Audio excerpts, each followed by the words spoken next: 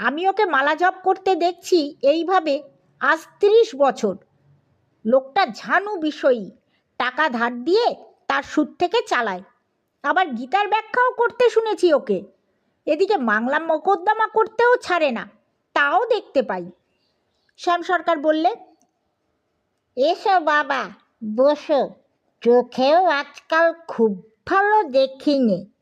একটা কথা শোনো, আমার একটা উপায় করে দাও বাবা। কি উপায় কাকা? কিসের উপায়? আমার ছেলে বিষ্টু বড় বধ হয়ে উঠেছে। দিনরাত কেবল আমার সঙ্গে ঝগড়া। আমায় বলে বিষয় সম্পত্তির ভাগ দাও, বসে বসে খাবে কেবল, কোনো কাজ করবে না। ওবেলা তো আমায় মারতে এসেছিল। এর একটা। কাকিমা কিছু বলেন না? তাহলে আর ভাবনা ছিল কি? সেও ছেলের দিকে। দুজনে মিলে আমাকে তাড়াতে পারলে বাঁচে। এর একটা বিহিত করো বাবা। আমি এর কি বিহিত করব বলুন? বিষ্টু আমার কথা কি শুনবে? মিছে মিছে অপমান হওয়া। অপমান করলেই হলো অমনি? তোমরা হলে গিয়ে সোনার চাঁদ ছেলে, তোমরা এর একটা প্রতিকার করতে পারবে না? মাপ করবেন কাকা, আপনাদের গৃহবিবাদের মধ্যে আমাদের থাকবার দরকারই বা কি? ও আমার দ্বারা হবে না।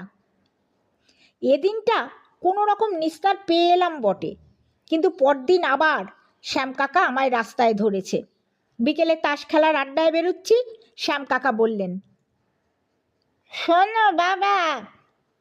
এখন একটু ব্যস্ত আছি কাকা, শুনবো এখন অন্য সময়। ওই বাবাজি তোমাদের দোষ।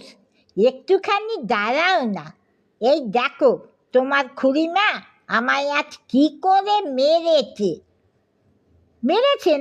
খুড়িমা? মিথ্যে কথা বলছি বাবা? না হয় তুমি ললিতাকে জিজ্ঞেস করে দেখো। আমায় রক্ষে করো বাবা। আমায় আজ খেতে দেয়নি, দুটো ভাতও দেয়নি। আমায় বাঁচাও।